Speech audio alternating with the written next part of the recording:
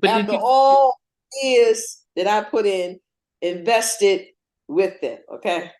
But did you get your, because you weren't listed as the writer for Use Your Heart and where This Feeling, although your publishing's there, but when you see it, they say written by Pharrell and Chad. I know that was Rob, and I yelled at him for that too, because You're publishing though. That's the difference. But oh yeah, I get it. Oh, do I? I get it. Trust me. Okay. It's just not on that album cover. You know what I mean? Yeah. And you know, sometimes I feel, why didn't Chad and Pharrell speak up for me more? You know what I'm saying? To say, hey, don't do that to her. She's the one that got us our deal. If it wasn't for Tammy, listen, you can't make people feel about you the way you may feel about them. You just can't do it. They either feel that way or they don't. You know what I'm saying? And for whatever reason, you know, and maybe they took things the wrong way because I was generous to them. But then it got to a point where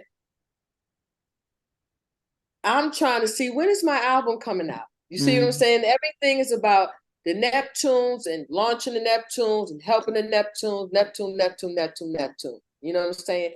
And I have to say, when I look back now, there's something I would have did again in 1994 when I left Teddy. I would have came back home to New York and figured it out another way. And not saying I wouldn't have still worked with the Neptunes, but I wouldn't have got that involved with them more. What did it do for me? You know, you send your child to a public school, to an auspicious college. Why? Not just for the education, to get around other people so that later on people, you go to college with them and then they say, oh, that's so-and-so I went to college with. He's the head of AT&T now. Let me see, you know, I'm out of work. Let me see if I can get a job over there. You know, this is the whole point of having these type of, this is the whole point of going past a colleague work relationship, and you start extension of you know, friend extension, family extension, and extension of your creative collective. Listen, there's a lot of money that's left on the table for Tammy Lucas. They didn't want to take Tammy Lucas on tour to sing none of her songs. Okay, the last song I sung on tour was "Hey Boy," which was my first song. Okay. The last song, like I said, when Frederick Pereira offered me that deal, perhaps I should have took that deal, because perhaps that would have been the deal too. And I was working on the second song already. I recorded "Bet You Wouldn't Hurt Me" by Patty Austin. Okay. But I did a remake of it, okay? And I was in the studio re-recording that. So it was already working on something. I was always meant to do my own album. And I just said to myself, I'm not giving up on it. You know, my aunt passed at the end of 2019, helping family for a whole decade. Then the pandemic came. Okay.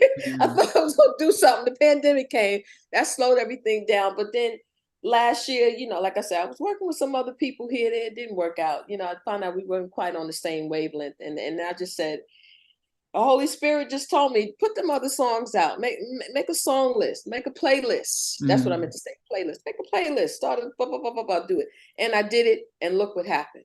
Okay. Because I've been wanting to polish those songs, perhaps maybe re-record some of them, you know, whatever it might have taken, you know what I'm saying, so I can get the material. I still love the songs. Those songs were not only tailor-made for me, because Pharrell was in his early writing stage in that capacity. They, like I said, they was already writing songs for themselves, and they were very cute and very unique. But it was a new level, you know, working with me. And the thing is that a lot of times he would bring just open tracks, and then it came to the point where he was bringing lyrics and open tracks. So I would have to fit in a melody, but then a lot of times I would have to end up editing a lot of the lyrics and maybe changing a line or two here because it made more sense for, you know, what I would say and how it went. So it went like that for a very long time. But you know, I had been reluctant to really tell the full story before, because, you know, I just like to focus on the now, you know what I mean? But then, I don't know, the Holy Spirit moved me today to talk a lot. No. No, I And mean, that's there's loads of people who sent lots of questions, and I'm going to start off with one from Sheldon. Sheldon says, AXA, while singers from Teddy days like Corel and Mary Brown went behind the scenes, vocal coaching, musically, did you ever cross your mind to do the same, becoming a vocal coach to other artists? I actually did. And I gave it a try, but it just didn't work well. I worked with one or two, just a few clients, and it didn't work well. And I'm gonna tell you why. Because you have to have a passion for teaching in that respect. You know what I mean? I was just gonna do it as a means. You know what I mean? Yeah. I didn't have a passion to do it. I want what I have a passion to do is do my album. Okay. Nobody would hold a dream that long from 22 years old all the way to in their 50s. Okay. If that's what I have. But yes, I considered it, but I don't have a passion to do that. No, not at this time. I want to do my music and put out maybe a couple of albums. And then maybe when I'm old, yeah, I would love to work with some young children and teach them music. I would love that. Another question is, I guess, Andrea Martin, I mean, what satisfies your creative outlet? So how do you, I guess, what's your inspiration for writing these days? My inspiration is, my inspiration is really just the gift of music itself. God blessed me with that gift. You know what I mean? Ever since I was a little girl, very, very early on, I remember my mother was playing a Jimmy Mack. That's a Jimmy, oh, Jimmy Mack, when are you coming back? Hey, Jimmy, hey, Jimmy Mack, you better hurry back. That's an old Motown song. Okay, Like this is Motown, pre Jackson 5, baby, because once the Jackson 5 came on the scene, that was it for me. Okay, but this is pre Jackson 5. Listen to my mother's records. That was it for me. At a very early age, I don't know, 5 or 7.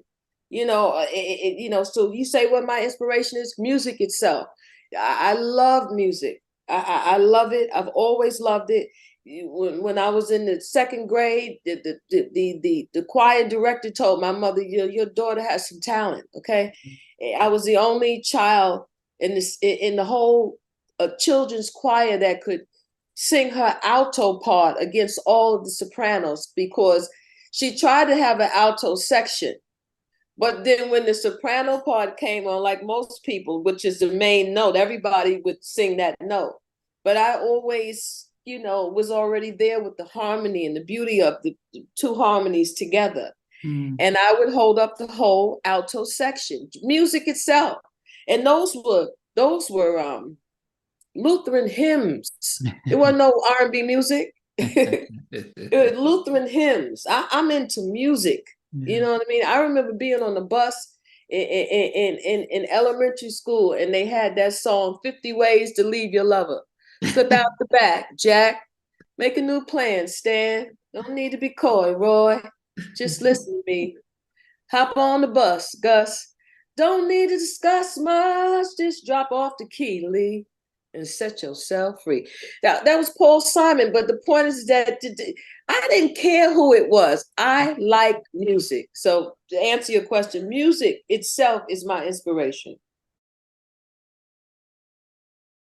Hey, thanks for watching. Really appreciate it. If you loved what you watched, there's over 100 artists that we've interviewed. So please check out the videos. Remember to like, share, how not unsubscribe.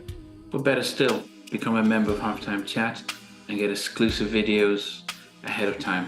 But thanks for watching. Take care.